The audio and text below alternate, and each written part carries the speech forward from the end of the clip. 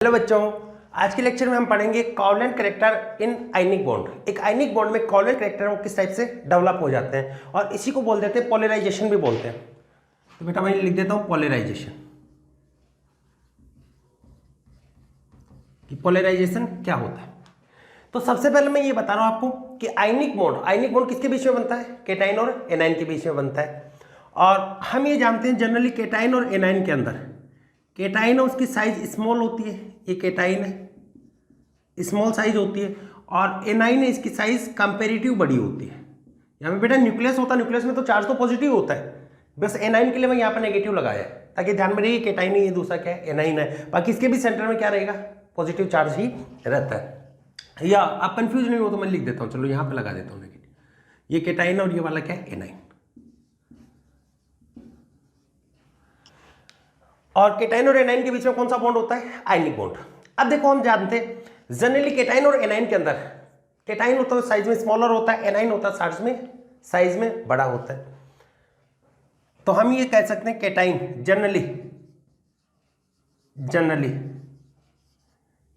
Cation is smaller than A9. Generally क्या होता है? Cation is smaller than A9. Cation उसकी साइज जनरली एनाइन से स्मॉल होती है। और बेटा अपन ये जानते हैं केटाइन है उसका इफेक्टिव न्यूक्लियर चार्ज है वो एनाइन की कंपैरिजन में हाई होता है। तो ये भी लिख सकते हो generally size of cation is smaller than A9. Generally size of cation is smaller than A9. और जिसकी साइज स्मॉल होती है उसका इफेक्टिव न्यूक्लियर चार्ज है वो ज्यादा डोमिनेंट होता है। तो ये भी लिख सकते हैं इफेक्टिव न्यूक्लियर चार्ज। इसके बेसिस पे बता रहा हूं मैं effective nuclear charge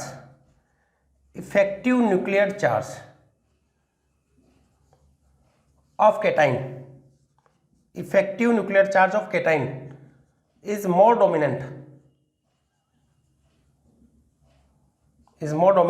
then anion. यानी इफेक्टिव न्यूक्लियर चार्ज की बात करें, जेड इफेक्टिव की बात करें, तो इफेक्टिव न्यूक्लियर चार्ज या जेड इफेक्टिव है किसका ज्यादा डोमिनेंट होता है? केटाइन और एनाइन में केटाइन का इफेक्टिव न्यूक्लियर चार्ज है वो ज्यादा डोमिनेंट होता है। और जिसका इफेक्टिव न्यूक्लियर चार्ज ज्यादा डोमिनेंट होता है वो क्या करता है? दूसरे के इलेक्ट्रॉन क्लाउड को अपनी तरफ अट्रैक्ट करता है। तो ये क्या करेगा? इसके इलेक्ट्रॉन क्लाउड है एनाइन और केटाइन में से, ये केटाइन है इसका इफेक्टिव न्यूक्लियर चार्ज ज्यादा है तो इसके इलेक्ट्रॉन क्लाउड को अपनी तरफ अट्रैक्ट करके डिस्टॉर्टेड कर देता है। फिर से बोल रहे हैं केटाइन और एनाइन में केटाइन की साइज स्मॉल होती है, एनाइन की साइज लार्ज होती है। स्मॉल साइज का केटाइन होता है वो लार्ज साइज के एनाइन के इलेक्ट्रॉन क्लाउड को अपनी तरफ अट्रैक्ट करता है। अट्रैक्ट करके करेगा तो ये क्या होगा? इसमें ये जो इक्वली डिस्ट्रीब्यूट है इसमें डिस्टोर्शन हो जाएगा और डिस्टोर्शन से इसके कांटेक्ट में आएगा तो वहां पर partial sharing of electron take place. वहां पर इलेक्ट्रॉन उसकी पार्शियल शेयरिंग होगी और यहां पर शेयरिंग से क्या हो जाएगा? कोवलेंट कैरेक्टर डेवलप हो जाते हैं। और इस टाइप से इलेक्ट्रॉन क्लाउड में ये जो डिस्टोर्शन होता है इसी को बोल देते हैं पोलराइजेशन। ठीक है, देखो क्या होगा यहाँ पर इसके इलेक्ट्रॉन क्लाउड को केटाइन एनाइन के इलेक्ट्रॉन क्लाउड को क्यों अटैक कर लेता है? क्योंकि इफेक्टिव न्यूक्लियर चार्ज ज्यादा डोमिनेंट है। हालांकि एनाइन भी करता है लेकिन वो क्या रहेगा? कंपेरेटिव नेग्लिजिबल होता है। तो इसके इलेक्ट्रॉन क्लाउड को अपनी तरफ अटैक करके डिस्टॉर्टेड कर देता है एनाइन के। इस टाइप से दिखा दूंगा। एनाइन था इलेक्ट्रॉन क्लाउड को अपनी तरफ अट्रैक्ट करेगा तो यहां पर पार्शियल शेयरिंग ऑफ इलेक्ट्रॉन होगी केटाइन एनाइन।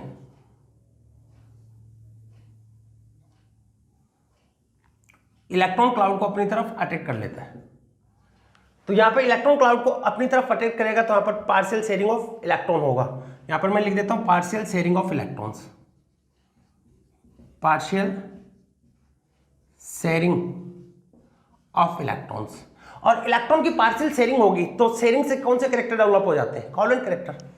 तो यहां पर कौन से कैरेक्टर डेवलप होंगे? Covalent characters are developed.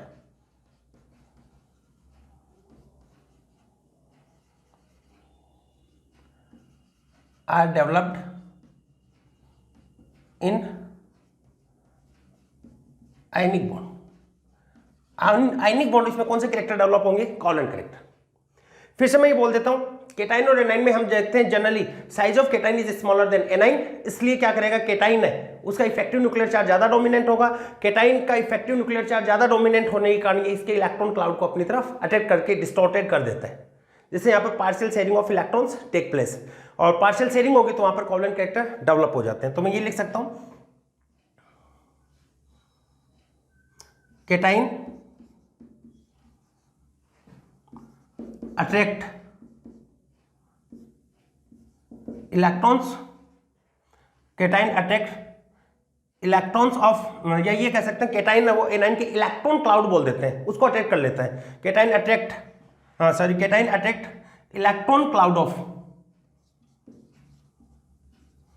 Electron cloud of anion, cation attract electron cloud of anion, that's why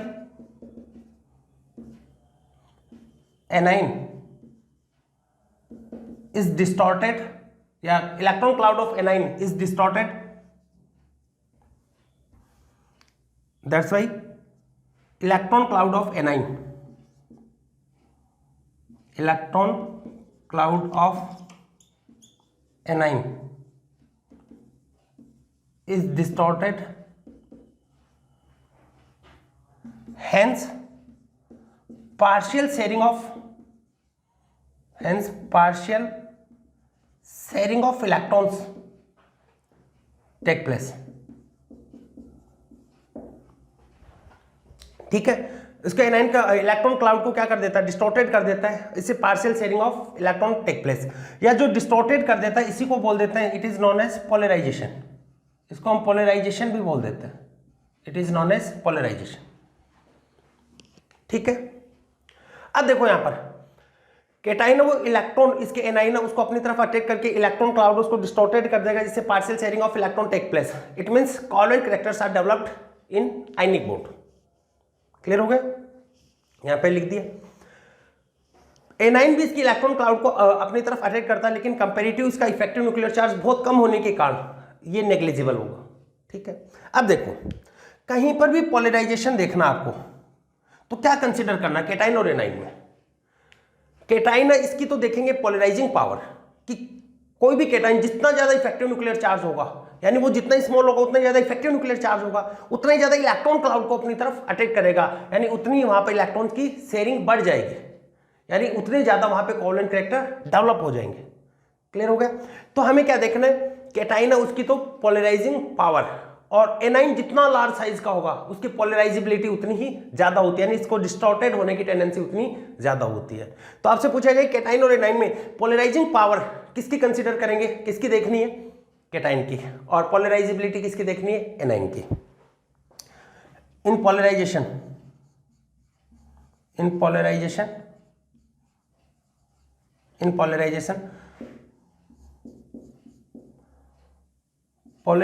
power of cation and polarizability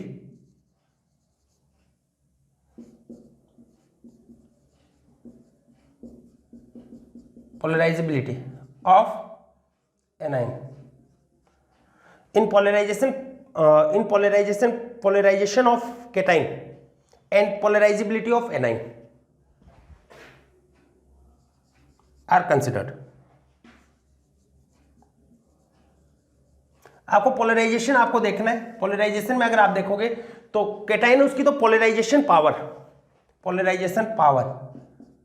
of cation, यानी A9 है उसकी पोलराइजेशन करने की कितनी ज्यादा पावर होती है केटाइन के पास, कितनी, किसकी पावर ज्यादा होगी, जहां पे इफेक्टिव न्यूक्लियर चार्ज जितना ज्यादा डोमिनेंट होगा उसकी पोलराइजेशन पावर उतनी ज्यादा होगी।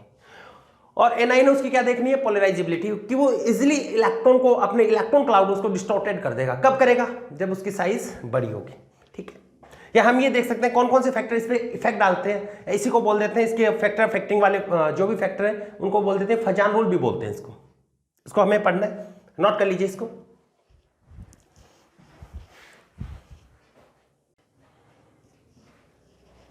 नोट कर लिया।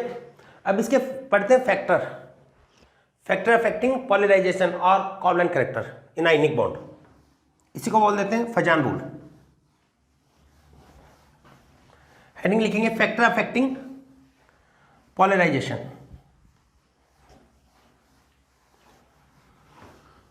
हेडिंग लिखिएगा factor affecting polarization.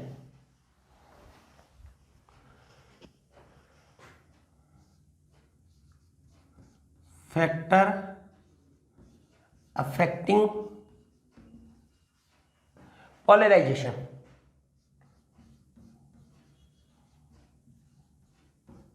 Factor affecting polarization, या इसी को बोल देते हैं फैक्टर अफेक्टिंग पोलराइजेशन या covalent character in ionic bond. Covalent character in ionic bond. Polarization है, इस पे कौन कौन से फैक्टर इफेक्ट डालते हैं, ठीक है। और इसी का दूसरा नाम होता है Fazan rule.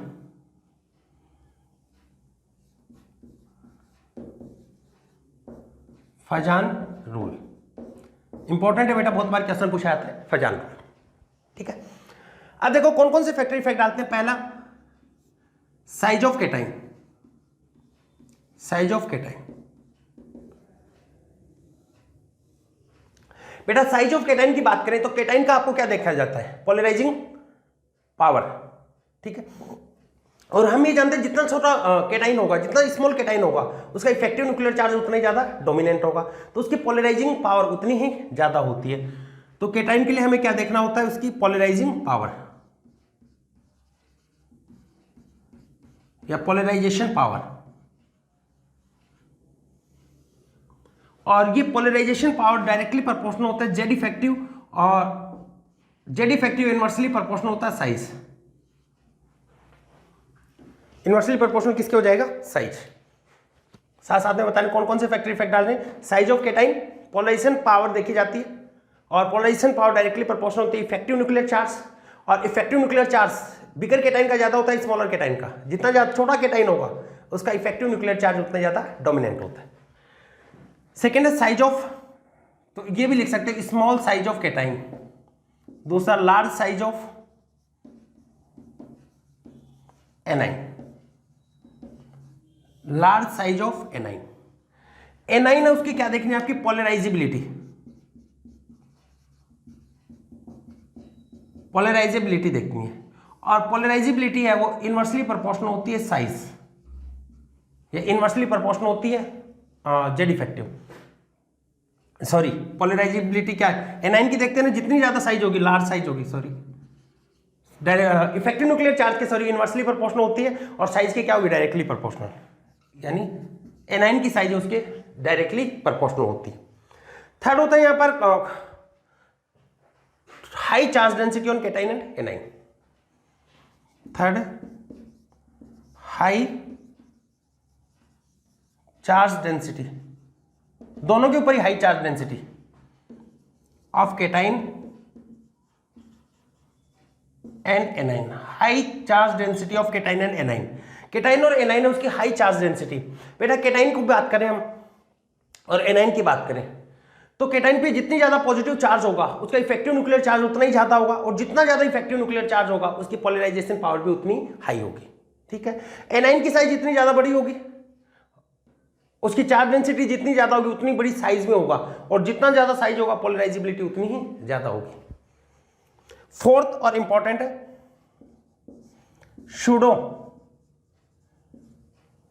Pseudo inert gas configuration. Pseudo inert gas configuration of cation. Pseudo inert gas configuration क्या होता है, जहां पर आउटरमोस्ट सेल में कितने इलेक्ट्रॉन प्रेजेंट होते हैं, 18। जैसे यहां पर कॉपर प्लस ले लिया तो सूडो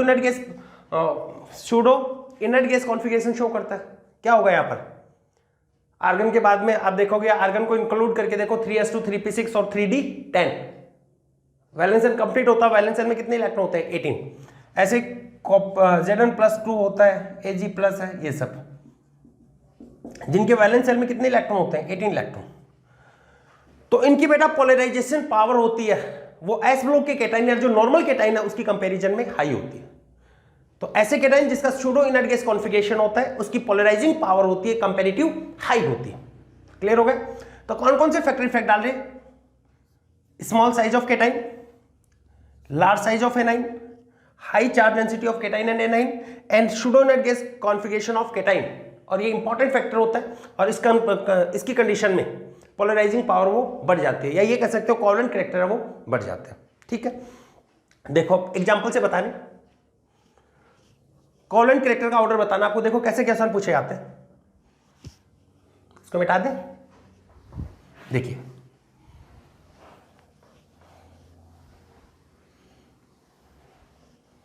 जैसे मैं बात कर रहा हूं S block F first group है, इसका हैलाइड ले लिया मैंने, जैसे एग्जांपल लिया lithium chloride, sodium chloride, potassium chloride, rubidium chloride and caesium chloride. ठीक है, इसके क्लोराइड ले लिया। अब इधर से इधर हम जा रहे हैं, तो बेटा इधर से इधर जाएंगे तो एनाइन है वो तो सेम है, एनाइन है वो तो हो गया कांस्टेंट, कांस्टेंट को नहीं देखते, जो वेरिएबल होता है उसको देखा जाता है। फिर टॉप टू बॉटम हम गए, तो टॉप टू बॉटम जाने पर केटाइन इसकी साइज बढ़ेगी, केटाइन की साइज बढ़ने पर जेड इफेक्टिव है वो डिक्रीज होगा, जेड इफेक्टिव डिक्रीज होने पे क्या होगा, पोलराइजेशन डिक्रीज, पोलराइजेशन डिक्रीज, और पोलराइजेशन डिक्रीज होगा तो कोवलेंट कैरेक्टर वो भी डिक्रीज। ठीक है, तो क्या ऑर्डर होगा, ये क्लियर हो। ऐसे और एग्जांपल बताएं, जैसे बेरिलियम का लेते हैं, सेकेंड ग्रुप वाले के क्लोराइड लें,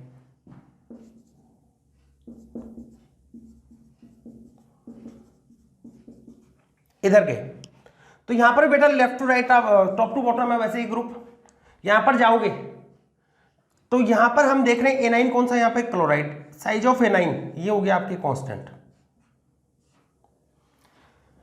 केटाइन है इसकी साइज कंटिन्यूसली इंक्रीज हो रही है, size of cation continuously increase होगी तो यहां पर जेड इफेक्टिव डिक्रीज होगा, जेड इफेक्टिव डिक्रीज होने पर पोलराइजेशन है वो कम हो जाएगा,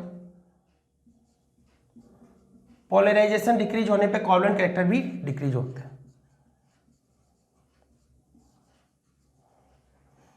तो ये वाला ऑर्डर आता है।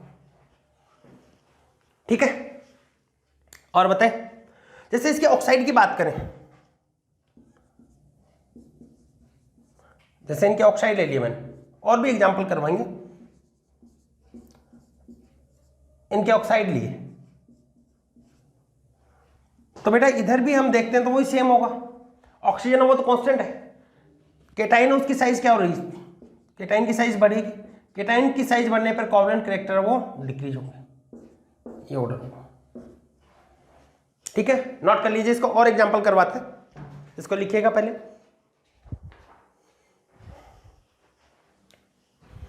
लिख लिया। ऐसे देखो अगर लेफ्ट टू राइट हम जाएं, लेफ्ट टू राइट जाए,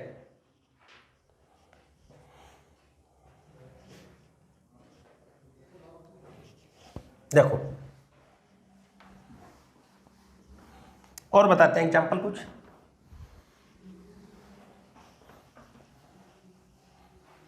कोवलेंट कैरेक्टर उसका ऑर्डर बताना है। जैसे मैंने ये लिखा lithium chloride, beryllium chloride, BCl3 और CCl4, लेफ्ट टू राइट हम जा रहे हैं, तो लेफ्ट टू राइट जाने पे देखिएगा क्या होगा बेटा, लेफ्ट टू राइट हम गए तो यहां पर देखेंगे केटाइन और एनाइन में, केटाइन और एनाइन में आपने यहां पे देखा कि केटाइन उसकी साइज, केटाइन उसकी साइज क्या हो रहा है, केटाइन उस पर चार्ज बढ़ता जा रहा है, एनाइन तो कांस्टेंट है, इलेक्ट्रॉन डेंसिटी बढ़ेगी, इस पे +1 चार्ज होगा, इस पे +2 होगा, इस पे +3 होगा, इस पे +4, पॉजिटिव चार्ज डेंसिटी वो बढ़ रही है, केटाइन उसकी चार्ज डेंसिटी तो किसी की भी हो, ये इंक्रीज होने पर क्या होगा, चार्ज डेंसिटी बढ़ने पर कोवलेंट कैरेक्टर ये इंक्रीज हो जाएंगे, तो इधर से इधर जाने पे कोवलेंट कैरेक्टर ये बढ़ते हैं। और we know that covalent character directly proportional होता है एसिडिक कैरेक्टर या acidic nature, covalent character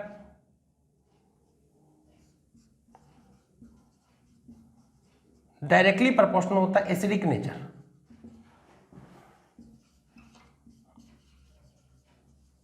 acidic nature.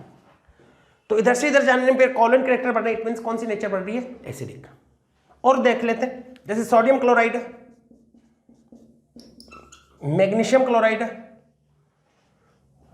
AlCl3 है,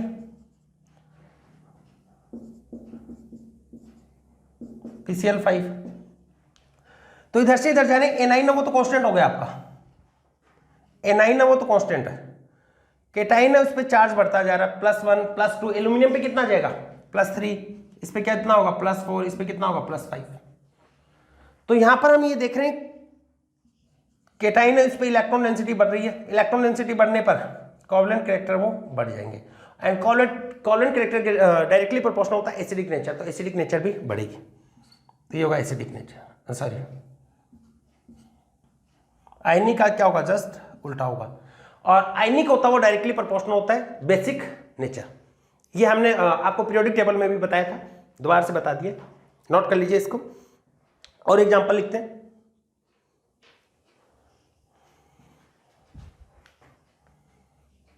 मिटाएं और देखिए,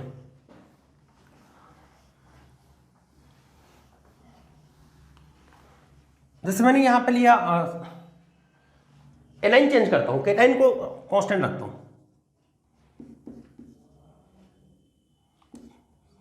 सोडियम क्लोराइड या सोडियम फ्लोराइड लिख देता हूं, NaF, sodium chloride, sodium bromide and sodium iodide. Covalent character बताना है। तो यहां पे आपके पास में क्या कांस्टेंट है, केटाइन कांस्टेंट हो गया, कौन चेंज हो रहा है, एनाइन। तो इधर से इधर हम जा रहे हैं, यहां पे देखेंगे साइज ऑफ केटाइन है और इलेक्ट्रॉन डेंसिटी, ये तो हो गया कांस्टेंट, लेकिन साइज ऑफ एनाइन है ये इंक्रीज होगी। साइज ऑफ एनाइन इंक्रीज होने के साथ साथ में इसकी पोलराइजेबिलिटी बढ़ती है, यानी इलेक्ट्रॉन क्लाउड है, जितना ज्यादा साइज में होगा न्यूक्लियस का अट्रैक्शन बाहर वाले पे उतना ही कम होगा, तो बाहर वाले इलेक्ट्रॉन का डिस्टॉर्शन उतना ही बढ़ जाता है, यानी उसकी पोलराइजेबिलिटी बढ़ जाती है। पोलराइजेबिलिटी डायरेक्टली प्रोपोर्शनल होता है पोलराइजेशन, और पोलराइजेशन जितना ज्यादा होगा उतनी ज्यादा कोवलेंट कैरेक्टर होंगे, तो इधर कोवलेंट कैरेक्टर है वो बढ़ जाएंगे।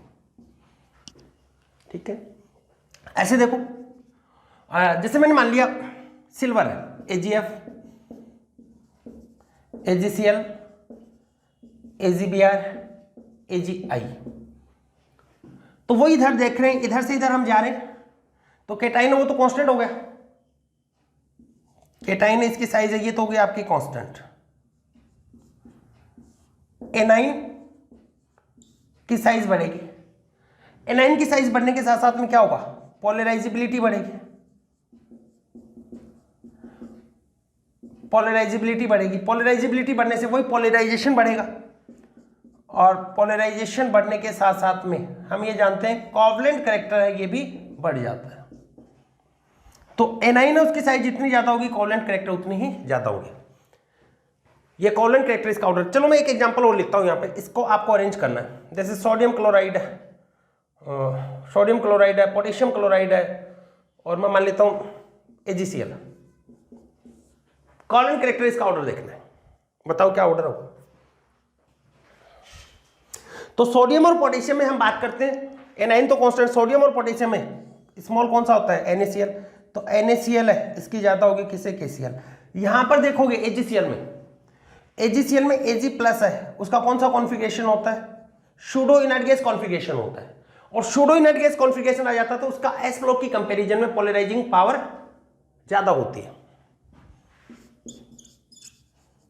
सूडो इनर्ट गैस कॉन्फ़िगरेशन, इसका सूडो इनर्ट गैस कॉन्फ़िगरेशन होने का पोलराइजेशन पावर इसकी बहुत ज्यादा बढ़ जाती है, तो इसमें कोवलेंट कैरेक्टर सबसे ज्यादा होंगे। ठीक है, नोट कर लीजिए, और एग्जांपल करवाते हैं आपको, या ये लिख लेना, pseudo inert gas configuration most important factor होता है। ठीक है, नोट लगा के चलो मैं लिखवा देता हूं। Pseudo inert gas configuration is most important factor in Fajan rule. Pseudo inert gas configuration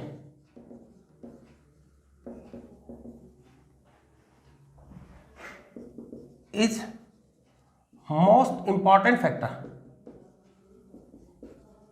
in Fajan rule. सबसे इंपॉर्टेंट फैक्टर कौन सा माना जाता है? Pseudo inert gas configuration. ठीक है, नोट कीजिएगा इसको और करवाते हैं। देखो एग्जांपल, और एग्जांपल लिखेंगे, अपने से कीजिएगा। फिर देखो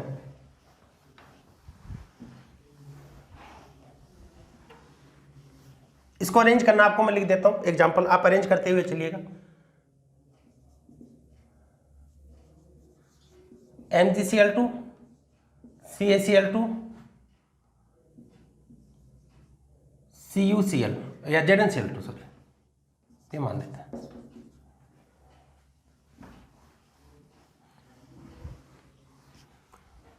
और एग्जांपल बता देते हैं, PCl3 PCl5 SF2 SF4। Order of covalent character, covalent character उसका ऑर्डर आपको बताना है। और लिखें तो IF3 IF5 IF7। Covalent character का ऑर्डर आपको बताना है, क्या ऑर्डर होगा?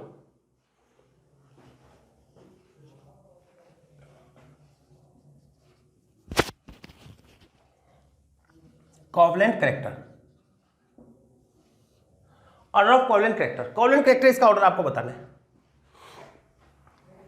तो बेटा इसमें देखेंगे फर्स्ट वाले के अंदर मैग्नीशियम क्लोराइड, कैल्शियम क्लोराइड और ZnCl2, इसमें देखोगे तो यहां पर तो क्या होगा? सूडो इनर्ट गैस कॉन्फिगरेशन, और सबसे इंपॉर्टेंट फैक्टर यही होता है। तो सबसे ज्यादा किसका होगा? ZnCl2 का, due to pseudo inert gas configuration. लिख लेना आप, ड्यू टू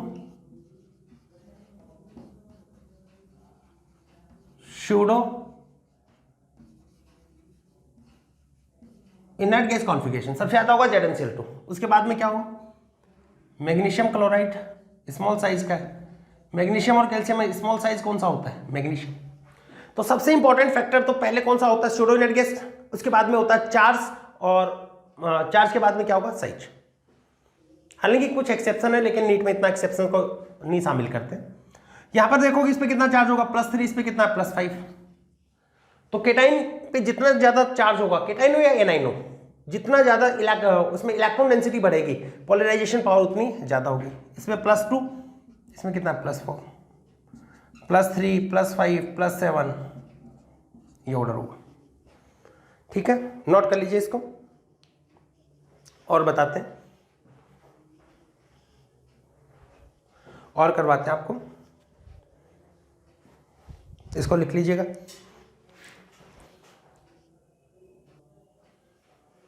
चलो एक और कुछ एग्जांपल लिख रहे हैं, उसको भी आपको अरेंज करना है।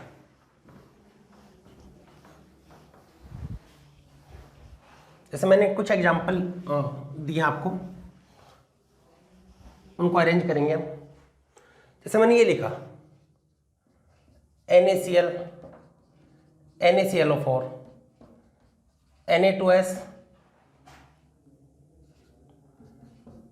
Na2SO4 magnesium sulphide MgS MgSO4 Al2S3। फिर देखिएगा Al2SO4 whole thrice aluminium phosphate. तो सबसे पहले यहां पर हम देख रहे हैं केटाइन और एनाइन के बेसिस पे हम देखते हैं केटाइन स्मॉल साइज का और चार्ज डेंसिटी ज्यादा होनी चाहिए। यहां पे +1 -1 +1 -1। सोडियम पे तो कितना होता है? +1, इस पे कितना हो गया? -2 +1 -2 +2 -2 +2 -2 +3 -2। ठीक है, +3 -2 +3 -3। बेटा जनरली साइज और चार्ज के अंदर ज्यादा इंपॉर्टेंट फैक्टर कौन सा होता है? Charge is more important factor than size, generally बोल रहा हूं मैं। एक एक्सेप्शन भी है जो उसको भी लिखवा दें। तो सबसे ज्यादा किसका होगा? इस पे चार्ज सबसे ज्यादा है, एल्यूमिनियम फॉस्फेट है। इसमें कोवलेंट कैरेक्टर सबसे ज़्यादा होंगे। उसके बाद में देखो इसमें +3 -2, इसमें भी +3 -2, दोनों सेम होते हैं, केटाइन दोनों में सेम है, तो किसको देखोगे एनाइन। एनाइन की साइज जितनी ज़्यादा होगी पोलराइजिबिलिटी उतनी ज़्यादा होगी। एनाइन की साइज किस में ज़्यादा है, इसमें है, ये बड़ा साइज का, तो कौन सा होगा Al2SO4 होल थ्राइस Al2S3। उसके बाद में यहाँ पे +2 -2 +2 -2 चार्ज इक्वल होता है उस कंडीशन में। एनाइन है, उसकी साइज देखी हमने, क्या होगा MgSO4, फिर क्या होगा MgS। इन दोनों में देखोगे +1 और -2, किसकी ज्यादा होगी, एनाइन की साइज जिसमें ज्यादा Na2SO4 और फिर क्या है Na2S। उसके बाद में इसमें देखेंगे तो किसकी ज्यादा होगी, उसके बाद का इधर लिख रहे हैं NaClO4 और NaCl, ये होगा।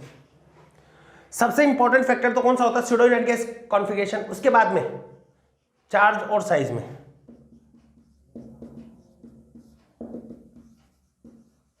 Generally charge is more important factor than size। लेकिन यहां पर एक्सेप्शन भी आता है। जैसे बेटा मैं बात करूं यहां पर Na2O और NaCl, तो कोवलेंट कैरेक्टर की बात करें तो यहां पर कितना +1 -2 +1 -1, किसका ज्यादा होना चाहिए, कोवलेंट कैरेक्टर सोडियम ऑक्साइड का ज्यादा होना चाहिए सोडियम क्लोराइड, लेकिन प्रैक्टिकली देखा जाता है सोडियम क्लोराइड इसका ज्यादा होता है, किससे Na2O से।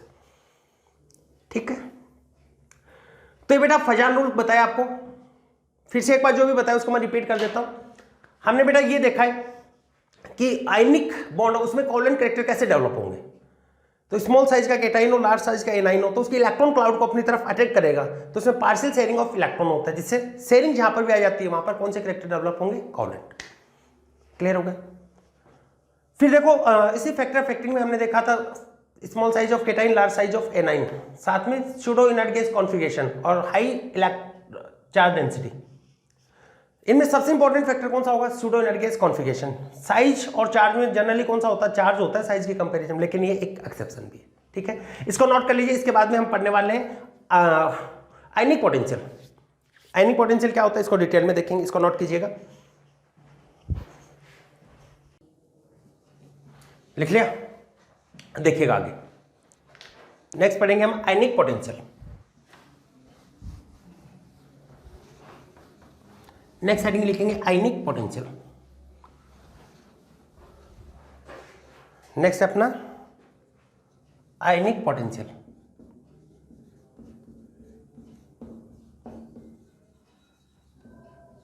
आयनिक पोटेंशियल और इसको डिनोट कर देते हैं फाई से।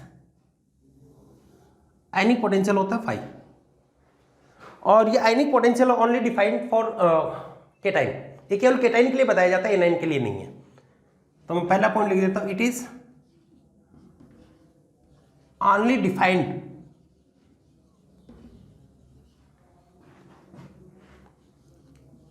For cation. ये केवल केटाइन के लिए डिफाइन कर सकते हैं, एनाइन के लिए डिफाइन नहीं किया जाता। और ये होता क्या, आयनिक पोटेंशियल फाई, ये देखिएगा आयनिक पोटेंशियल फाई डायरेक्टली प्रोपोर्शनल होता है चार्ज, इनवर्सली प्रोपोर्शनल होता है साइज। ये होता है चार्ज अपॉन साइज, ये होता है आयनिक पोटेंशियल बेटा डायरेक्टली प्रोपोर्शनल होता है चार्ज अपॉन साइज। या ये लिख सकते हो फाई है directly proportional charge of cation plus Q plus लिख दो या प्लस क्यू लिख दो, और केटाइन उसकी साइज के इनवर्स। ठीक है, इसका मतलब चार्ज डेंसिटी जितनी ज्यादा होगी उतना ज्यादा फाई होगा, और फाई डायरेक्टली प्रोपोर्शनल होता है polarizing power. Phi directly proportional होता है पोलराइजेशन, और ये कह सकते हो डायरेक्टली प्रोपोर्शनल कोवलेंट कैरेक्टर। ठीक है, जैसे मैं बात करूं पीरियोडिक टेबल में, पीरियोडिक ट्रेंड के अंदर बात करें तो यहां पे देखोगे हम क्या देखेंगे, in A group in A group. एक ग्रुप की बात करें, ग्रुप में क्या होता है, on moving top to bottom, on moving top to bottom. Top to bottom जाने पे देखिएगा क्या होगा बेटा, टॉप टू बॉटम जाएंगे ग्रुप के अंदर, तो टॉप टू बॉटम जाने पर, टॉप टू बॉटम जाने पर size of cation, size of cation increase. Cation इसकी साइज बढ़ेगी तो फाई क्या होगा, डिक्रीज होगा, क्योंकि हम ये देख रहे हैं कि फाई है वो डायरेक्टली प्रोपोर्शनल चार्ज और फाई है वो इनवर्सली प्रोपोर्शनल किसके हो रहा है, केटाइन की साइज के। तो टॉप टू बॉटम जाने पर साइज ऑफ केटाइन बढ़ेगी, साइज ऑफ केटाइन बढ़ने के साथ साथ में क्या होगा, फाई है, फाई डिक्रीज होगा, और फाई डिक्रीज होगा तो कोवलेंट कैरेक्टर ये भी डिक्रीज होंगे। और कोवलेंट कैरेक्टर डायरेक्टली प्रोपोर्शनल होते हैं एसिडिक नेचर, तो एसिडिक नेचर डिक्रीज होगी, कौन सी नेचर बढ़ जाएगी, बेसिक नेचर। ठीक है, तो इसे कौन सी नेचर बढ़ेगी, एसिडिक है वो डिक्रीज होगी, डिक्रीज होगी। या बेटा ये कह सकते हो कोवलेंट कैरेक्टर डिक्रीज होने पे कौन से कैरेक्टर बढ़ जाते हैं, आयोनिक, एक दूसरे के इनवर्स है ना, तो यहाँ पे आयोनिक कैरेक्टर है ये बढ़ेंगे, और आयोनिक कैरेक्टर डायरेक्टली प्रोपोर्शनल होता है बेसिक स्ट्रेंथ, तो बेसिक स्ट्रेंथ है ये आपकी इंक्रीज होगी। किसके अंदर बताया आपको, एक ग्रुप के अंदर। एक पीरियड में अगर बात करें, in a period,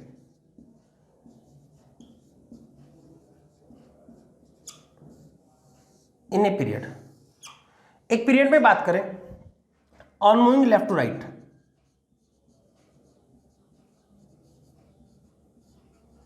on moving left to right, left to right जाओगे आप, तो लेफ्ट टू राइट जाने पर साइज क्या होगी, decrease, size of cation decrease, और चार्ज डेंसिटी क्या होती है, बढ़ती है। साइज कम हो, चार्ज डेंसिटी बढ़ जाए, तो वहां पे कौन से कैरेक्टर बढ़ जाएंगे, फाई बढ़ जाएगा, आयनिक पोटेंशियल बढ़ेगा, because ionic potential directly proportional charge, inversely proportional size. तो फाई बेटा इंक्रीज होगा, तो फाई इंक्रीज होने के साथ साथ में क्या होगा, कोवलेंट कैरेक्टर बढ़ेंगे, और कोवलेंट कैरेक्टर बढ़ने पे कौन सी नेचर बढ़ेगी, एसिडिक। एसिडिक स्ट्रेंथ एक पीरियड में बढ़ जाती है, और एसिडिक स्ट्रेंथ बढ़ने के साथ साथ में क्या होगा, बेसिक स्ट्रेंथ है वो डिक्रीज होगी। इसलिए बेटा जनरल स्टेटमेंट में एक बता रहा हूं आपको कि जनरली ये देखा जाता है एक ग्रुप के अंदर, in A group on moving top to bottom, basic nature है वो बढ़ता है, और इन ए पीरियड, पीरियड के अंदर हम देख रहे हैं लेफ्ट टू राइट जाने पे क्या होगा, पोलराइजिंग पावर बढ़ेगी, यानी आयनिक पोटेंशियल बढ़ जाएगा, इससे कौन सी नेचर बढ़ेगी, एसिडिक।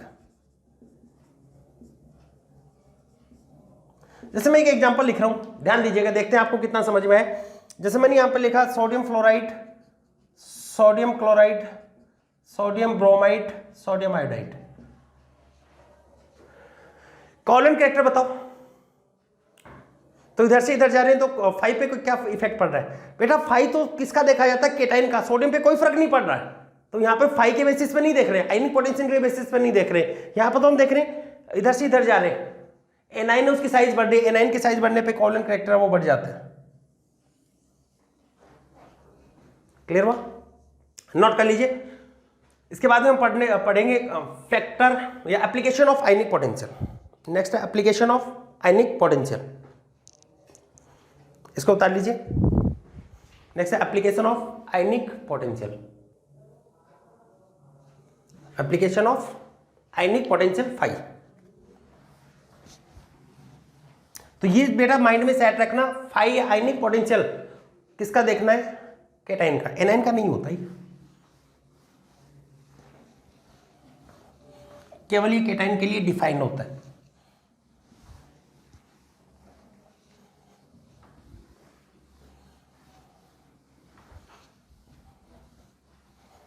लिखेंगे application of ionic potential phi.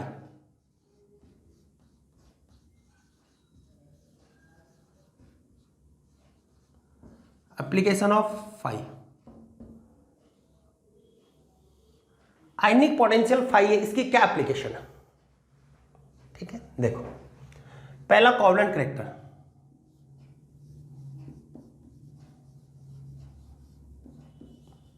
Covalent character directly proportional होता है phi, ionic potential phi, covalent character directly proportional होगा फाई, ठीक है।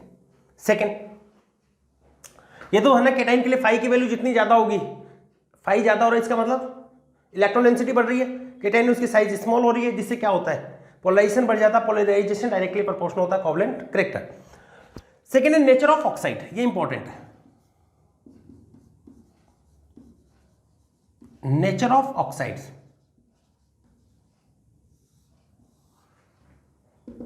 नेचर ऑफ ऑक्साइड के अंदर देखिएगा कैसे ऑक्साइड की नेचर पे फाई का इफेक्ट पड़ता है, देखिएगा बेटा प्रैक्टिकल डेटा बेसिस पे बता रहा हूं मैं। Phi is greater than 3.2, phi की वैल्यू 3.2, रूट 3.2 है, इससे ज्यादा है, sorry root phi is greater than 3.2, root phi is greater than 3.2। तो यहां पर होता है कोवलेंट कैरेक्टर, ये कोवलेंट नेचर ज्यादा होगी, और कोवलेंट ज्यादा होता है तो कोवलेंट डायरेक्टली प्रोपोर्शनल होता है एसिडिक नेचर, तो उस कंडीशन में ये कैसे होंगे, एसिडिक नेचर के, ऑक्साइड होगा एसिडिक नेचर। अगर रूट फाई है, इसकी वैल्यू लेस देन 2.2 है, इससे कम है, इक्वल और लेस इसका कोई फर्क नहीं पड़ता, ऑलमोस्ट इतनी बताई जाती, तो 2.2 या इससे कम होती है, तो उस कंडीशन के अंदर बेटा फाई है उसकी वैल्यू कम होगी तो कोवलेंट कैरेक्टर कम होगा, कोवलेंट कैरेक्टर ज्यादा होगा तो कौन से कैरेक्टर बढ़ेंगे, ionic, and ionic character directly proportional होता है बेसिक नेचर, तो यहां पे कौन सी नेचर बढ़ जाएगी आपकी, बेसिक नेचर, यहां पर बेसिक नेचर इंक्रीज हो जाएगी। और अगर फाई है रूट फाई, इसकी वैल्यू 3.2 और 2.2 इसके बिटवीन है, तो यहां पर ये इसके बिटवीन ये मिलेगा, और ये इसके बिटवीन कैसे नेचर का होता है, एम्फोटेरिक नेचर का होगा। तो आयनिक पोटेंशियल के बेसिस पे कोई ऑक्साइड है उसकी हम नेचर भी बता सकते हैं कि वो एसिडिक नेचर का है, बेसिक नेचर का है, फिर एम्फोटेरिक नेचर का। क्लियर हुआ? देखो एक क्वेश्चन करवा रहा हूं, लिखेंगे आयनिक potential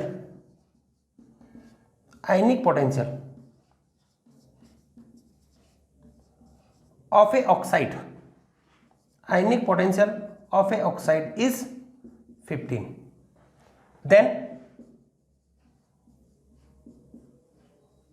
nature of oxide will be,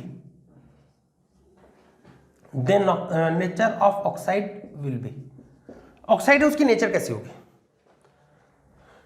तो यहां पर आयनिक पोटेंशियल देखते हैं रूट 5, तो कितना होगा, रूट 15 कितनी होती है, ऑलमोस्ट 3.9 के समथिंग होता है, ऑलमोस्ट कितना मान ला 4, और ये 4 है, इसकी वैल्यू कितने से ज्यादा होगी, 3.2, इससे तो ज्यादा होगी ना, और अगर आयनिक पोटेंशियल की वैल्यू 3.2 है, इससे हाई है, तो वहां पे कौन से नेचर होंगे, एसिडिक,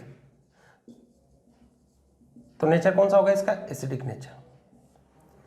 तो आयनिक पोटेंशियल होता है वो डायरेक्टली प्रोपोर्शनल होता है कोवलेंट कैरेक्टर, और कोवलेंट कैरेक्टर जितना ज्यादा होगा, और यहाँ पर रूट 5 की वैल्यू के बेसिस पे बताएं ऑक्साइड के लिए 3.2 से अगर वैल्यू ज्यादा आ रही है तो वहां पे कोवलेंट कैरेक्टर हाई होंगे, कोवलेंट कैरेक्टर ज्यादा होने पे एसिडिक नेचर बढ़ जाती है। नोट कर लीजिए इसको, इंपॉर्टेंट है बेटा।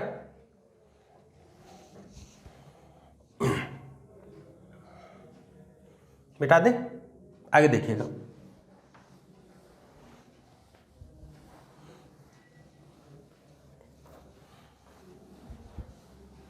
नेक्स्ट थर्मल स्टेबिलिटी, नेक्स्ट है थर्मल स्टेबिलिटी।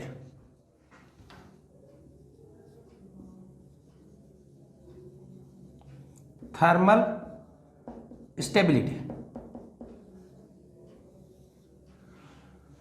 देखिए थर्मल स्टेबिलिटी कैसे देखते हैं, मैं आपको बता देता हूं थर्मल स्टेबिलिटी के लिए कि कौन से फैक्टर यहां पे इफेक्ट डालेंगे।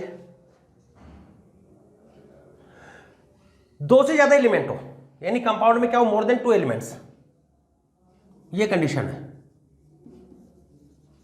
मोर देन 2 एलिमेंट्स, इस वाली कंडीशन में 2 से ज्यादा एलिमेंट है, उस कंडीशन में 5 अप्लाई करते हैं। मोर देन 2 एलिमेंट्स है, उस कंडीशन में थर्मल स्टेबिलिटी डायरेक्टली प्रोपोर्शनल होती है, थर्मल स्टेबिलिटी डायरेक्टली प्रोपोर्शनल होती है 5, और 5 होता है, सॉरी इनवर्सली प्रोपोर्शनल होती है 5। थर्मल स्टेबिलिटी किसकी ज्यादा होती है, आयनिक कंपाउंड उसकी ज्यादा होती है, क्योंकि आयनिक बॉन्ड स्ट्रॉन्ग होता है देन कोवलेंट बॉन्ड। तो थर्मल स्टेबिलिटी होती है वो इनवर्सली प्रोपोर्शनल होती है फाई, और फाई क्या होता है Q/R, या डायरेक्टली प्रोपोर्शनल किसकी होगी साइज। अगर दो से ज्यादा एलिमेंट है तो बेटा एक ही चीज ध्यान में रखना, मोर देन 2 एलिमेंट है, एक से ज्यादा एलिमेंट है तो साइज से कंपेयर करवाओगे तो वहां पर थर्मल स्टेबिलिटी डायरेक्टली प्रोपोर्शनल होगी साइज, और दो ही एलिमेंट होता है तब इनवर्सली प्रोपोर्शनल होती है साइज। 2 एलिमेंट है कंपाउंड में, अगर 2 एलिमेंट है तब तो inversely proportional size, more than 2 element है तो directly proportional size. More than 2 element के केस में thermal stability is inversely proportional to ionic potential, and ionic potential is inverse size. तो थर्मल स्टेबिलिटी और साइज क्या होगा एक दूसरे के डायरेक्टली प्रोपोर्शनल। ठीक है, एक और बता देता हूं, tendency to form complex compound या complex compound formation tendency.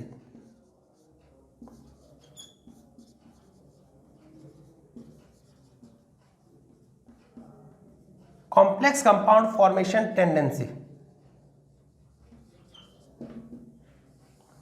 Complex compound formation tendency. देखो कॉम्प्लेक्स कंपाउंड फॉर्मेशन टेंडेंसी के लिए क्या देखा जाता है, कॉम्प्लेक्स कंपाउंड फॉर्मेशन कौन सी कंडीशन में होता है, following condition are applied for formation of complex compound, following condition should be fulfilled. Which one? First, small size of metal, and we know that metal form cation because metal is electropositive, and electropositive element always form cation, and electronegative atom form anion. Then small size of cation.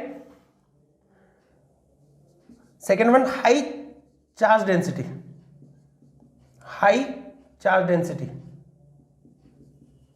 of metal,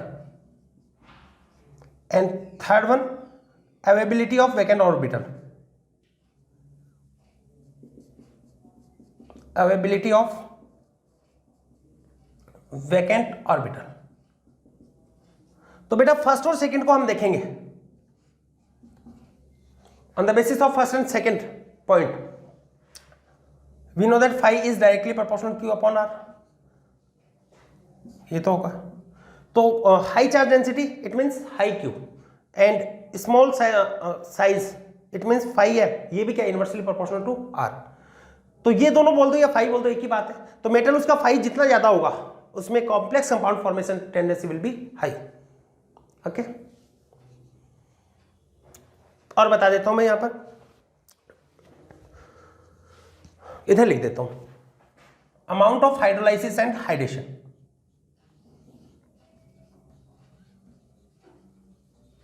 amount of hydrolysis and hydration directly proportional होता है ये भी phi, यानी जितना small cation होगा उस condition में hydrolysis उतना ही ज्यादा होगा, चार्ज डेंसिटी उस पर ज्यादा होगी तो हाइड्रोलाइसिस ज्यादा होगा।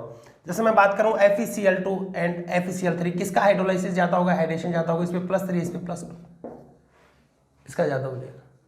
ठीक है, तो ये कुछ एप्लीकेशन थे जिनको हमने पढ़ा किसके बेसिस पे, आयनिक पोटेंशियल। बेटा फिर से बोल रहा हूं, ionic potential only defined for cation, cation के लिए देखा जाता है, एंड आयनिक पोटेंशियल होता है charge upon size. It means it is directly proportional to size and sorry it is directly proportional to charge density of cation and inversely proportional to size. Clear that? Application हमें देखना है, तो application में देखो covalent character directly proportional होता है 5। उसके बाद में हमने देखा ऑक्साइड है उनकी नेचर, और नेचर ऑफ ऑक्साइड में 2 डेटा ध्यान में रखना है, √5 की वैल्यू 3.2 से ज्यादा है तब तो कोवलेंट कैरेक्टर हाई होंगी, कोवलेंट कैरेक्टर ज्यादा होते हैं वहां पे कौन सी नेचर होगी, एसिडिक, और 2.2 है उससे कम होगा तो कौन सी नेचर होगी, बेसिक, और बिटवीन है तो एम्फोटेरिक। थर्मल स्टेबिलिटी ध्यान रखेंगे, मोर देन 2 एटम है तो इनवर्सली प्रोपोर्शनल होता है 5, डायरेक्टली प्रोपोर्शनल साइज, 2 एलिमेंट है देन डायरेक्टली इनवर्सली प्रोपोर्शनल होगा साइज। कॉम्प्लेक्स कंपाउंड फॉर्मेशन में भी ये 2 कंडीशन है जो किसको रिप्रेजेंट कर रही है, 5। हाइड्रोलाइसिस को देखोगे जिसपे जितनी ज्यादा चार्ज डेंसिटी होती है उसका हाइड्रोलाइसिस उतना ही ज्यादा होता है। ठीक है, तो ये था आपका आयनिक पोटेंशियल 5। इसके बाद में नेक्स्ट हम पढ़ेंगे प्रॉपर्टीज ऑफ आयनिक कंपाउंड। ठीक है, तो ये आपका आयनिक बॉन्ड का लास्ट पॉइंट है, प्रॉपर्टीज ऑफ आयनिक कंपाउंड्स। इसको नोट कर लीजिए।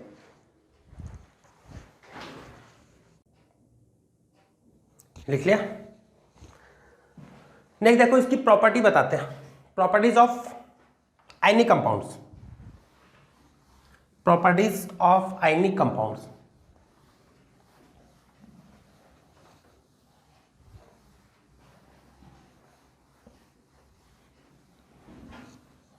देखेंगे प्रॉपर्टीज ऑफ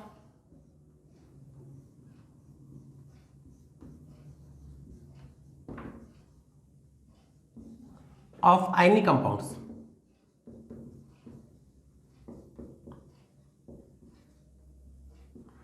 आयनिक कंपाउंड्स, इनकी प्रॉपर्टीज देखिए कौन कौन सी प्रॉपर्टीज होती हैं। देखो बेटा इसकी बहुत सारी प्रॉपर्टीज है और कुछ एक्स्ट्रा कंसेप्ट भी यहाँ पे इन्वॉल्व करेंगे। तो कुछ प्रॉपर्टीज को तो हम आज डिस्कस करते हैं, कुछ प्रॉपर्टीज को नेक्स्ट लेक्चर में डिस्कस कर लेंगे, क्योंकि एक साथ में कंफ्यूज हो जाओगे, सबको एक साथ करेंगे तो देखिएगा यहाँ पे मैं बात कर रहा हूँ आपकी प्रॉपर्टीज ऑफ आयनिक कंपाउंड्स। पहला फिजिकल प्रॉपर्टीज, बात कर रहा हूँ पहले फिजिकल प्रॉपर्टीज।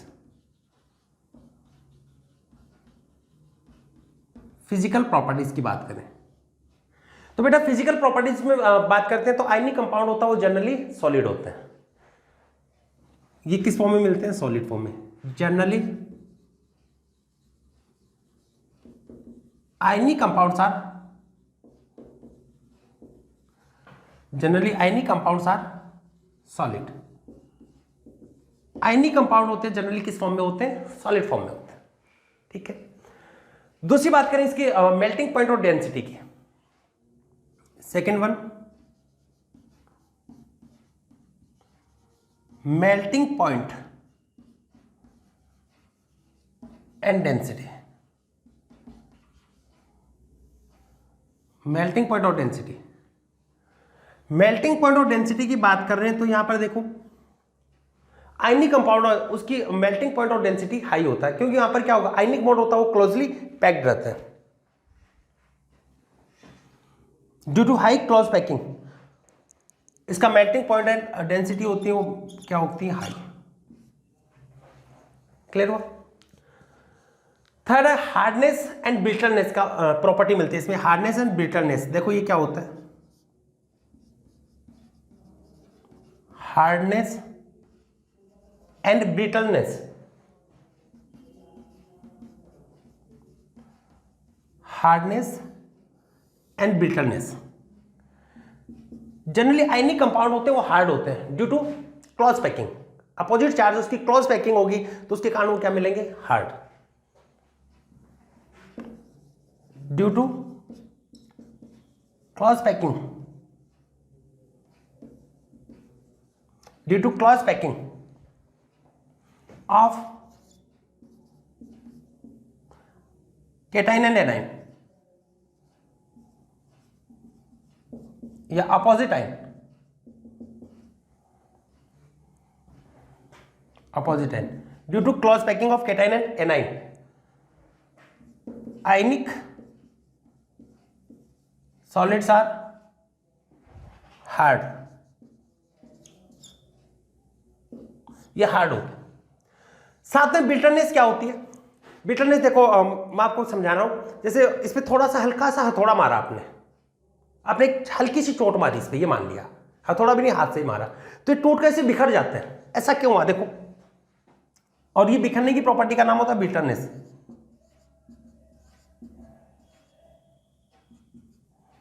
जैसे minus plus minus plus minus, ऐसे प्लस माइनस और प्लस। जैसे मैंने यहां पे इसको हल्की सी चोट मारी,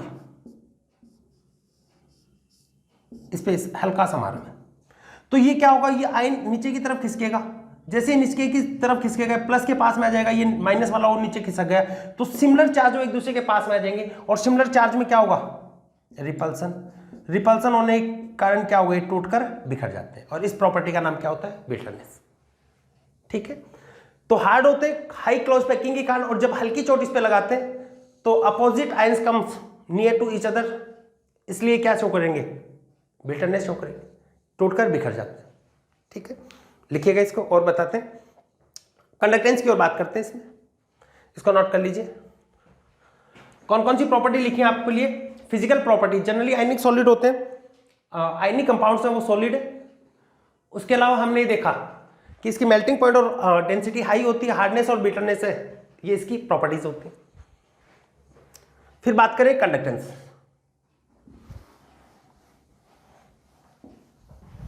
conductance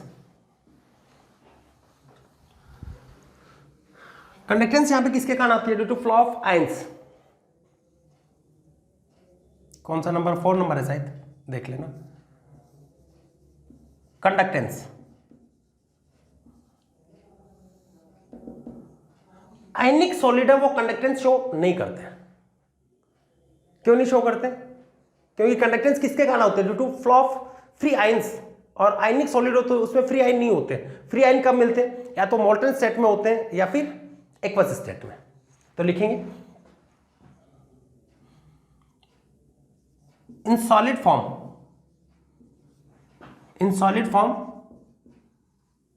ionic solid, in solid form ionic compounds, ionic compounds does not show conductance due to absence of free ions, free ions की एब्सेंस के कारण आयनिक कंपाउंड्स है वो कंडक्टेंस शो नहीं करते। ठीक है, क्योंकि अपन ये जानते होते हैं कंडक्टेंस डायरेक्टली प्रोपोर्शनल होता है आयंस, नंबर ऑफ आयंस। लेकिन बट इन मोल्टन स्टेट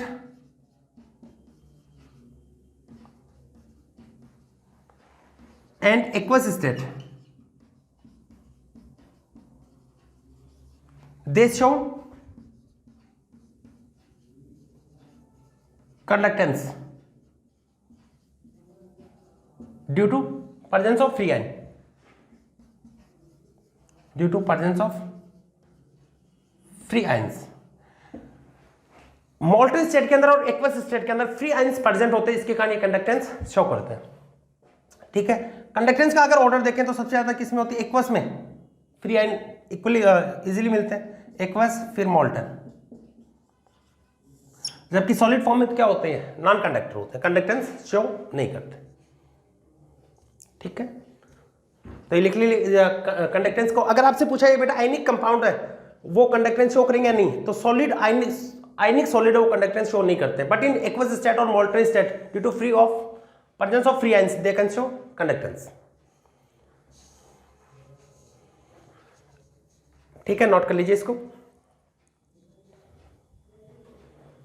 एक को लिख देता हूं मैं यहां पर।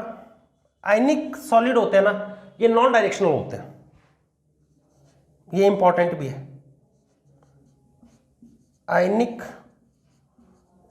सॉलिड्स आर, या आयनिक solid have non directional properties.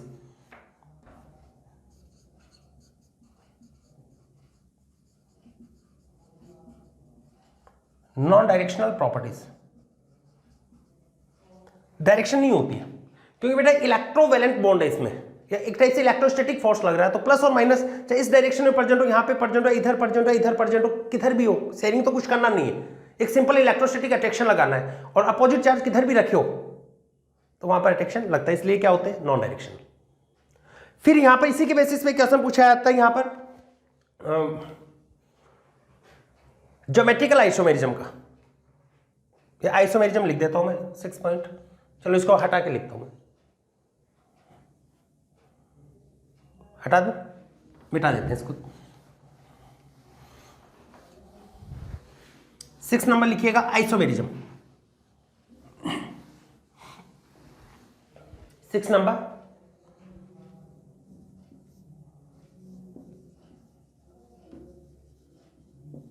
Isomerism.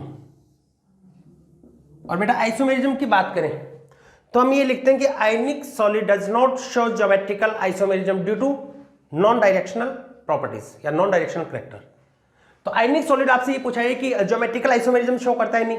बेटा ज्योमेट्रिकल में पता नहीं क्या होता है, रिलेटिव ग्रुप्स की अरेंजमेंट डिफर होती है, वो किस पे डिपेंड करेगी, डायरेक्शन पे। और ये वाला क्या होता है, नॉन डायरेक्शनल। तो हम क्या लिख सकते हैं, ionic compounds does not show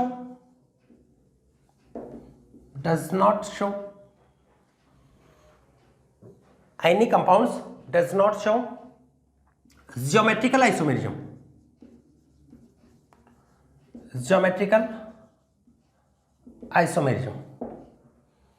due to किसके कारण, due to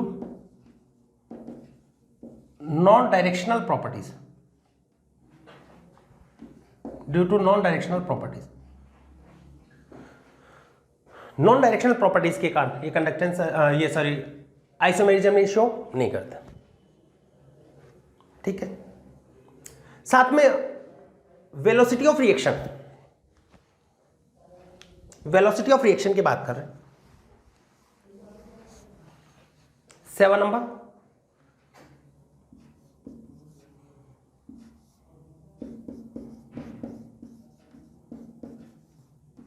velocity of reaction.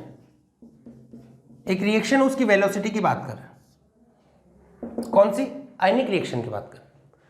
तो बेटा आयनिक रिएक्शन है, उसकी वेलोसिटी कोवलेंट की कंपैरिजन में बहुत ज्यादा होती है। क्यों होती है, क्योंकि जब कोवलेंट वाले बॉन्ड बनते हैं तो पुराने बॉन्ड है वो तो ब्रेक होते हैं, न्यू बॉन्ड का फॉर्मेशन होता है, जबकि यहां पर ऐसा नहीं होता। यहां पर पुराने बॉन्ड का टूटा, न्यू बॉन्ड फॉर्मेशन, ऐसा कुछ नहीं होता। या ये कह सकते हो इसका मेन कंसेप्ट होता है एक्टिवेशन एनर्जी, याद है ना, एक्टिवेशन एनर्जी ये होती है। ये रिएक्शन पाथ है, इधर पोटेंशियल एनर्जी है और इधर रिएक्शन पाथ है। तो यहाँ पे रिएक्टेंट प्रेजेंट है, यहाँ पे प्रोडक्ट प्रेजेंट है, तो रिएक्टेंट के पास में इतनी एनर्जी तो खुद के पास में होती है, इसको बोल देते हैं एवरेज एनर्जी ऑफ रिएक्टेंट। इतनी एनर्जी उसको आपस में जो भी कंपाउंड्स आपस में बन रहा है या जो भी एटम प्रेजेंट है वो आपस में, जो भी मॉलिक्यूल्स आपस प्रेजेंट है वो आपस में कोलिजन करते हैं और कोलिजन के थ्रू इस वाली एनर्जी गैप इसको पार करते हैं। ठीक है, और इसका नाम होता है एक्टिवेशन एनर्जी। और ये वाला गैप पार करके वो प्रोडक्ट में जा सकता है। और ये वाला गैप जितना कम होगा, ये गैप जितना कम होगा, रिएक्शन उतनी ज्यादा फास्ट होगी क्योंकि जल्दी चला जाएगा। और इसी का नाम एक्टिवेशन एनर्जी। और ये हम कह सकते हैं कि आयनिक रिएक्शन है, आयनिक रिएक्शन के लिए एक्टिवेशन एनर्जी बहुत ही कम होती है। क्यों होती है, क्योंकि पुराने बॉन्ड टूटा, नए बॉन्ड फॉर्मेशन, ऐसा कुछ नहीं होता। ठीक है, activation energy, activation energy of ionic reaction, of ionic reactions is very low, बहुत कम होती है, नेग्लिजिबल ही होती है almost. Activation energy of ionic reaction is very low, that's why velocity of ionic reaction, that's why velocity of ionic reaction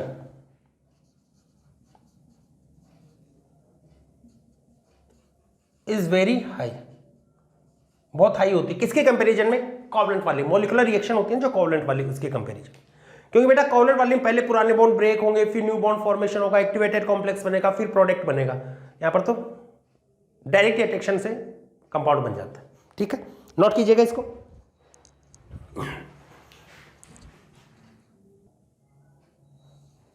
next है बेटा development of colour, एक और बता देते हैं। ठीक है,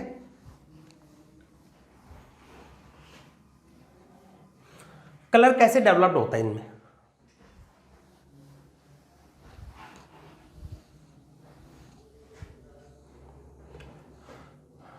नेक्स्ट जो भी नंबर है लिख लेना। डेवलपमेंट ऑफ कलर, कलर का डेवलपमेंट,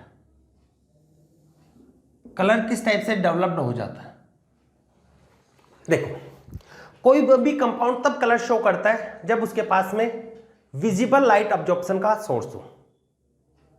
ठीक है, या ये कह सकते हैं visible light absorbing source show the colour.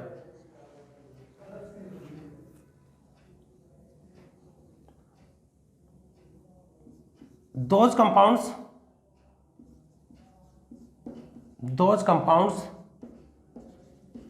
which have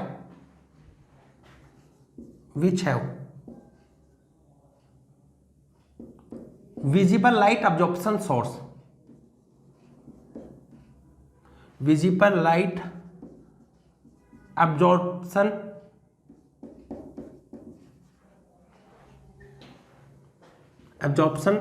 source can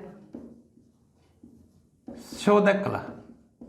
इसमें बेटा और भी कंडीशन होती है, विजिबल लाइट अब्जॉर्ब करके भी नहीं होता, लेकिन ये जनरल बात कर रहे हैं कि those compounds which have visible light absorption show can show the colour, वो कलर को शो कर सकते हैं। और generally visible light absorption compound में कौन होता है? Unpaired electron. और आयनिक कंपाउंड उनके पास में अनपेड इलेक्ट्रॉन नहीं होता, इसलिए जनरली ये कलर शो नहीं करते, कलरलेस होते हैं। और लाइट अब्जॉर्बिंग सोर्स कौन सा होता है? Visible light absorption source. और विजिबल लाइट अब्जॉर्प्शन सोर्स होता है कंपाउंड्स के अंदर generally unpaired electrons, unpaired electrons होते हैं। तो हम ये लिख सकते हैं due to absence of unpaired electrons in ionic compounds they are colourless.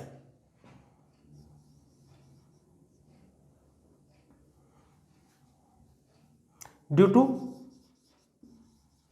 absence of unpaired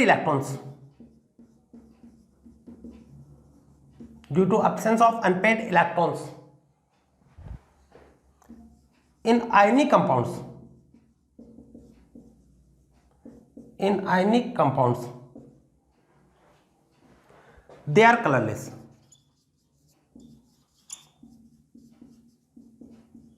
ये कलरलेस होते हैं। लेकिन बेटा जब आयनिक कंपाउंड्स में कोवलेंट कैरेक्टर डेवलप होंगे उस कंडीशन में देखो क्या होगा,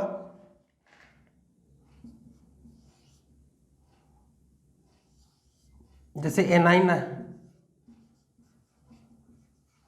ये क्या होगा? केटाइन। जब भी इसके इलेक्ट्रॉन क्लाउड को अपनी तरफ खींचेगा तो यहां पर पार्शियल शेयरिंग ऑफ इलेक्ट्रॉन होगी, पार्शियल शेयरिंग ऑफ इलेक्ट्रॉन। तो इस दौरान ये क्या कर लेते हैं? विजिबल लाइट को ऑब्जॉर्ब करेंगे।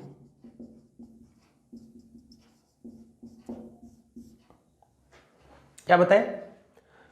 जब आयनिक कंपाउंड्स के अंदर कोवलेंट कैरेक्टर डेवलप होते हैं उस दौरान वो विजिबल लाइट उसको ऑब्जॉर्ब कर लेते हैं। During the partial sharing of electron they absorb visible light and show the colour. ठीक है,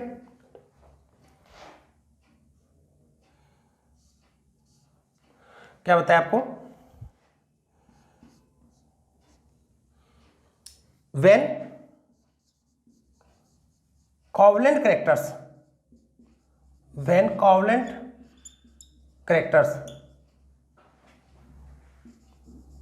are developed in ionic bond या in ionic compounds, when covalent characters are developed in ionic compound, जब ionic compound में covalent character develop होते हैं तो क्या करते हैं? इलेक्ट्रॉन क्लाउड को अपनी तरफ अट्रैक्ट करते हैं। तो इस दौरान वो क्या करते हैं? ड्यूरिंग दिस प्रोसेस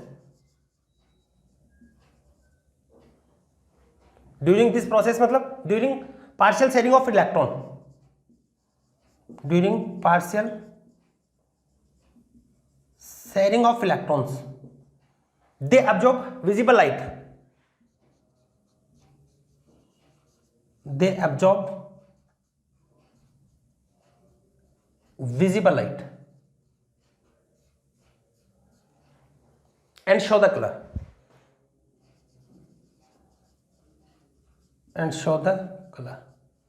तो इसके बेसिस पे हम ये कह सकते हैं जब आयनिक कंपाउंड में कोवलेंट कैरेक्टर डेवलप होते हैं तो उस दौरान जो पार्शियल शेयरिंग होती है तो शेयरिंग की इलेक्ट्रॉन जैसे ही केटाइन की तरफ जाते हैं उस दौरान वो विजिबल लाइट को अब्जॉर्ब कर लेते हैं।